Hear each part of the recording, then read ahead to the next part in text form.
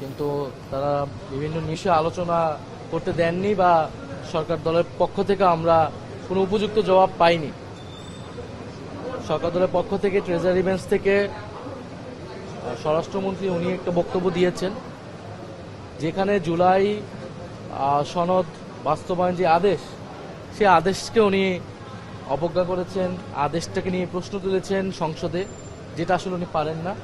কারণ গণভোট হয়েছে এই আদেশের ভিত্তিতে। আপনি যদি গণভোট মানেন, গণভোটের রায় মানেন, তাহলে এই আদেশটাকেও মানতে হবে।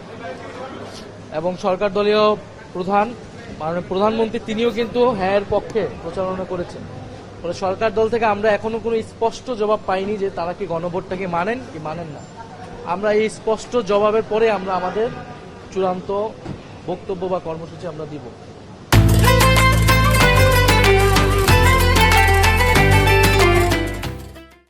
দ্বিতীয়ত আরেকটি কথা উনি বলেছেন যে দুইটি শপথ নেওয়ার বিষয়ে আমরা যারা নিয়েছি সংবিধান সংস্কার পরিষদের সদস্য হিসেবে এই শপথটি অসাংবিধানিক।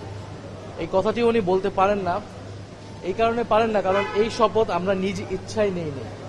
আমাদেরকে নির্বাচন কমিশন থেকে চিঠি দেওয়া হয়েছে এবং 300 জন মানে 297 জন এমপিকে চিঠি দেওয়া হয়েছিল এবং নির্বাচন কমিশনার স্বয়ং এই শপথ করিয়েছেন।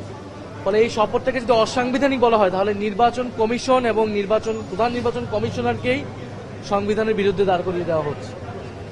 নির্বাচন কমিশনার কিন্তু একটি সাংবিধানিক প্রতিষ্ঠান, তার কার্যক্রম তার উদ্যোগকে আপনি অসাংবিধানিক বলছেন।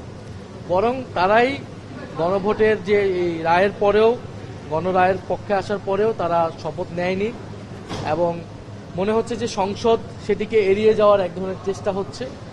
আমরা আজকে বক্তব্য পাইনি, কিন্তু আমরা ঈদের পরে তাদের সংসদে তাদের চূড়ান্ত তাদের বক্তব্যটা আমরা শুনে আমরা আমাদের অবস্থান জানাবো যে তারা কি গণভোট মানে কি মানে না। সংসদ একটা আমাদের কার্যক্রমের একটা জায়গা, রাজপথ বা আমাদের রাজনৈতিক জায়গাটা আর একটা জায়গা। সেই জায়গায় কিন্তু আমাদের অবস্থান, আমাদের কর্মসূচি, বক্তব্য সেগুলো চলমান থাকে। নাহিদ ইসলাম, একটা বিষয় হচ্ছে জুলাই সনদকে নিয়ে স্বরাষ্ট্রমন্ত্রী বলেছেন যে এটা এমন একটা বিনিয়োগ, এটা নিউট্রাল জেন্ডার বলেও তিনি বলেছেন। এটাকে কি বলবে এমন শব্দ তিনি, যদিও তিনি বলছেন যে সংবিধানের সংসদে এরকম শব্দ তিনি ব্যবহার করতে চান।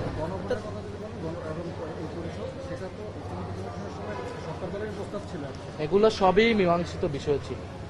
এমন না যে আলোচনাটা আজকে হুট করে এসেছে, এমন না এই জিনিসটা চাপিয়ে দেওয়া হয়েছে। অনেকেরই সমালোচনা ছিল গণভোটের আদেশ নিয়ে, আমাদেরও ছিল। কিন্তু আমরা যারা ইলেকশন করেছি, অংশগ্রহণ করেছি, গণভোটের প্রচার করেছি হ্যাঁ পক্ষে, বিএনপির অনেক এমপি এবং তার দলীয় প্রধান তিনিও তো হ্যাঁ পক্ষে প্রচার করেছেন। ফলে একটা কিন্তু রাজনৈতিক সমঝোতা ছিল, একটা মীমাংসিত বিষয় ছিল। কিন্তু তারা সেই মীমাংসিত বিষয়টা নির্বাচনে বিজয় লাভের পরে 2-3 পাওয়ার পরে এক ধরনের গায়ের জোরে সেগুলোকে অবজ্ঞা করার চেষ্টা করছে। বাংলাদেশের জনগণ এগুলো দেখছে। 90-এর গণ অভ্যুত্থানের পরে ত্রিদলীয় জোটের রূপরেখাতে সবাই সম্মত হওয়ার পরে কিন্তু এই বিএনপি সরকার গঠনের পরে সেটাকে অবজ্ঞা করেছিল, সেই প্রতিশ্রুতি তারা মানেনি এবং তার ফলাফল হয়েছিল তারা কিন্তু বেশি দিন সংসদীয় রাজনীতিতে থাকতে পারেনি, বাংলাদেশ থাকতে পারেনি, বাংলাদেশ ফ্যাসিবাদের দিকে যেতে হয়েছিল। ফলে সেই ইতিহাস থেকে তারা কি শিক্ষা নিবে নাকি তারা ইতিহাসের পুনরাবৃত্তি করবে, এটা তাদেরকে সিদ্ধান্ত নিতে হবে। মীমাংসিত একটা বিষয়ও কেন বিএনপি এমন করছে আপনার কি মনে হয়? সংবিধান সংস্কার বিষয়ে এখন কিন্তু সংবিধানে নাই, এখন সেটা কিভাবে শপথ হবে, কিভাবে এটার অধিবেশন ডাকবে, এটা আসলে বৈধতা আছে কিনা আপনাদের? সংবিধানে তো এখন অনেক কিছুই নাই বা অনেক কিছুই আছে যেটা এই সরকার কিন্তু করছে না। এখানে শেখ মুজিবুর রহমানের ছবি টাঙানোর আইন আছে, অনেকগুলো কিন্তু এরকম আইন এবং বাস্তবতা আছে, সেগুলো কি সরকার করছে বা অন্তর্বর্তী সরকার করছে। ফলে এই পুরো সময়টাকে আমরা কিন্তু এর আগে বলেছি, অন্তর্বর্তী সরকার, ঐকমত্য কমিশন, এই নির্বাচন, এই সরকার সবকিছুকে সংবিধান দিয়ে ব্যাখ্যা করা সম্ভব না। এটা একটা গণ অভ্যুত্থানের মধ্য দিয়ে তৈরি হয়েছে, যদিও 106-এর আন্ডারেই সরকার গঠিত হয়েছে, কিন্তু এই গণ অভ্যুত্থানের প্রেক্ষাপটটা যদি মাথায় না রাখি তাহলে আসলে এই কোনো কিছু সমাধান করা সম্ভব নয়। ফলে আমরা মনে করি যে গণ অভ্যুত্থান হচ্ছে সংস্কারের বৈধতা, এই অন্তর্বর্তী সরকারেরও বৈধতা এবং এই নির্বাচনেরও বৈধতা। সংবিধান অনুযায়ী তো এই নির্বাচন এই সময় হওয়ার কথা ছিল না, ফলে সংবিধান অনুযায়ী অনেক কিছুই হয়নি। পরবর্তীতে এই সংসদে এসে সেটা রেটিফাই হওয়ার কথা ছিল, সকলের রাজনৈতিক একটা সমঝোতার মধ্যে দিয়ে সবকিছু আগানোর কথা ছিল। তো সেই সমঝোতা যদি সরকার দল বিনষ্ট করার চেষ্টা করে তাহলে তো জনগণ তার বিরুদ্ধে দাঁড়াবে, আমরা মনে করি, এবং আমরাও তার বিরুদ্ধে দাঁড়াবো। Thank you Nahid Islam.